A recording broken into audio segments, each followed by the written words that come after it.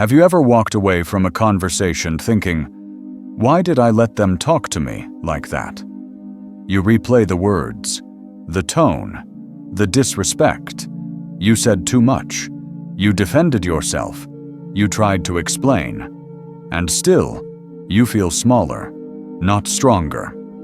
In a world where everyone is talking, posting, and reacting, handling disrespect has turned into a loud performance. Your peace drains away through every extra explanation, every defensive answer, every angry reply. What if the real problem isn't that you don't know what to say? It's that you don't know when to say nothing. In this video, we're going to look at 7 key moments when silence is not cowardice, but power, especially when you are handling disrespect. One of them is so counterintuitive that most people fail it every single day. And it's the one that reveals your true level of inner strength.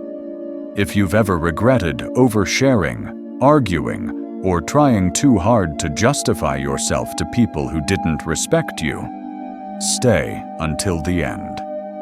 By the last lesson, you will never see handling disrespect the same way again. For the ancient Stoics, silence was not emptiness. It was discipline. Zeno said it is safer to stumble with your feet than with your tongue. Marcus Aurelius taught that nothing external can harm you unless you let it into your mind. Seneca saw silence as an answer, often the most noble one. To them, words were tools, not impulses.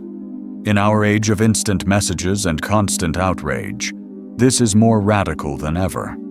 Choosing silence when you face disrespect means refusing to be dragged into every conflict, every ego game. It is the decision to govern your reactions instead of letting other people's behavior govern you. In the next minutes, you'll see how these 7 forms of silence can become your shield, your way of handling disrespect, and your quiet proof of strength. So let's start with the first moment when silence protects you more than any argument. Moment 1. When you're unfairly criticized and disrespected. Think of that moment when someone twists your intentions, questions your character, or judges you without knowing the full story. Your chest tightens. Your mind starts building a defense. You feel an almost physical urge to correct them. That's not what I meant. Let me explain. But here is the Stoic shift. Their opinion is not your responsibility. Marcus Aurelius reminded himself that if someone holds a wrong view of him, the error lies in their judgment, not in his worth. Your job is not to chase every misunderstanding. Your job is to live in a way that makes the truth slowly undeniable. So instead of rushing to defend yourself against every act of casual disrespect, pause. Ask yourself, does this really require my energy, or is it just my ego demanding to be cleared? Sometimes the most powerful response is to keep your composure, keep doing good work, and let time and consistency answer for you. People who are committed to misunderstanding you will not be convinced by more words, and unfair criticism is just the beginning. There's another moment where silence is even harder to choose because your emotions start to burn. Moment 2. When anger takes over after disrespect, anger doesn't usually arrive with a warning. It appears in a sharp comment, a disrespectful tone, a message that makes your blood heat up in seconds, your jaw tightens, your breathing shortens, your mind starts preparing the perfect comeback. This is the exact moment most people lose themselves while trying to handle disrespect. For the Stoic, this is the moment to withdraw inward, not explode outward. Epictetus would say, "Anyone can get angry. That's easy. The real strength is to feel the fire rise and still choose not to throw it at someone else. So before you answer, pause. Notice the warmth in your chest, the tension in your hands. Inhale slowly, exhale even slower. That breath is not weakness. It is your first act of silence. Because words spoken in anger rarely serve truth. They serve the wound. When you choose quiet instead of reaction, you are not avoiding the conflict. You are avoiding losing yourself in it. You can still set boundaries later, when your mind is calm and your dignity is back in control. But silence in that first wave of anger is how a Stoic handles disrespect without becoming disrespectful themselves. And silence is not only tested in conflict, sometimes it's tested in rooms where ego is the loudest voice. Moment 3. In the face of boasting and subtle disrespect, you've met this person before. Every story circles back to them. Every achievement becomes a performance. They don't talk to connect. They talk to be admired. And under the surface, there is often quite disrespect. They belittle what you do. They make your efforts sound small. They turn your victories into their background noise. At first, you might feel the pull to respond in kind, to list your own victories so you don't seem less than. But Seneca reminds us, the one who brags is not displaying strength. They are revealing insecurity. Here, Stoic wisdom offers a different move. You don't compete. You observe. Your silence is not absence. It is present. You listen. You nod. You remain grounded in who you are, without adding noise to the show. While others are busy decorating their image with words, you quietly build your character with actions. You don't need to correct their exaggerations. You don't need to force them to value you. True strength doesn't need a microphone. And often, the calm person who doesn't need to prove anything ends up being the one everyone secretly respects the most. But not all danger comes from the ego on stage. Sometimes it comes disguised as casual conversation. Moment 4. In the middle of gossip, slander, and second-hand disrespect, gossip feels strangely powerful at first. A whispered detail, a secret shared, a story. You didn't hear from me. But like smoke, the more you blow on it, the faster it spreads. And soon, it fills the room you have to live in. Disrespect often begins when people speak carelessly about someone who is not there to defend themselves. Today, it's them. Tomorrow, it's you. Stoic wisdom is clear here. Don't lend your breath to the fire. Seneca said that the best answer to slander is the integrity of one's life. The truth doesn't sprint. It walks calmly and steadily, and still arrives on time.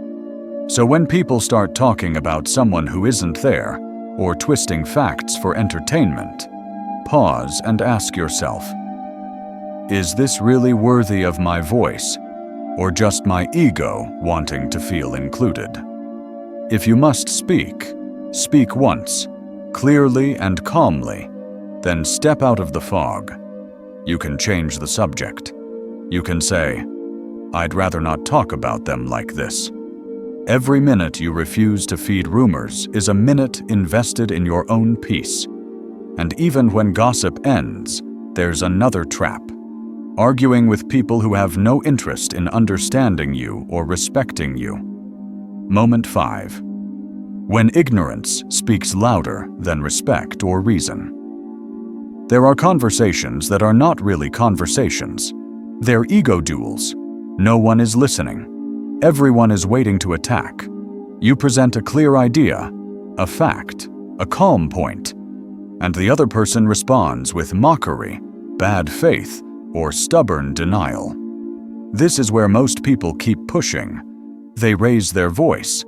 They throw more logic at a closed door. They call it handling disrespect, but really they're just drowning in it. Epictetus would call this what it is, a drain on your serenity. The Stoic doesn't fear disagreement, but he refuses to wrestle in the mud of willful ignorance. When you realize the other person is not seeking understanding, only victory, your best move is withdrawal, not as a loser, but as a guardian of your mind. You can say, "I see we're not trying to understand each other. Let's leave it here." Then step back. In a world obsessed with being right, choosing peace is a quiet, radical rebellion. But there is an even deeper test of silence, not only in debates, but in real injustice and deep disrespect. Moment 6. When you face injustice and serious disrespect, few moments test your soul like being treated unfairly. Being blamed for what you didn't do, being overlooked when you did everything right, feeling the sharp sting of disrespect when you stayed honest. The first impulse is revenge, to expose, to attack, to make them feel what you felt. But Marcus Aurelius offers a different path. The best revenge is to be unlike the one who wronged you. Silence here doesn't mean accepting injustice. It means refusing to let it infect your character. Socrates faced an unjust death without hatred. Nelson Mandela left prison after 27 years without bitterness. Their power lay not in shouting, but in the stillness of a mind that refused to be shaped by cruelty. When you stay calm in the face of injustice and disrespect, you're not pretending it's okay. You're choosing the higher ground, the space where dignity, clarity, and wise action can actually be born. You can quietly collect facts. You can take measured steps. You can seek justice without becoming consumed by rage. Handling disrespect at this level is not about being passive. It is about protecting the only thing you can never afford to lose, your character. And then comes the most personal test of all, when the attack is not just on your situation, but on you. Moment 7. When you're insulted or deliberately provoked. Insults are invitations to lose your temper, to lower your standards, to step into a fight that shrinks you. Someone throws a comment like a stone, a remark about your appearance, your past, your worth. Most people catch that stone and throw it back harder. The Stoic lets it fall. Epictetus reminds us, if someone offends you and you become angry, you have agreed to be offended. The power wasn't in their words.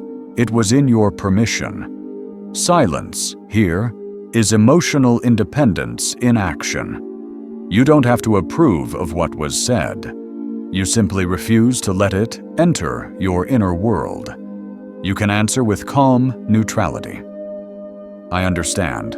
That's your opinion. Let's move on. Or you can answer with no words at all. An insult that doesn't get a reaction starves. It loses its teeth. Like the sea that remains the sea no matter how many stones are thrown into it, you stay deep, steady, and unmoved. These 7 moments already show how powerful silence can be for handling disrespect. But there is still one big misunderstanding that keeps people from using it. Silence is not surrender. It is a command. Silence is often misunderstood. Many people think, if I don't answer, they'll think I'm weak. They'll think they've won. But that fear already gives your power away. The kind of silence we're talking about here is not passive surrender. It is a command.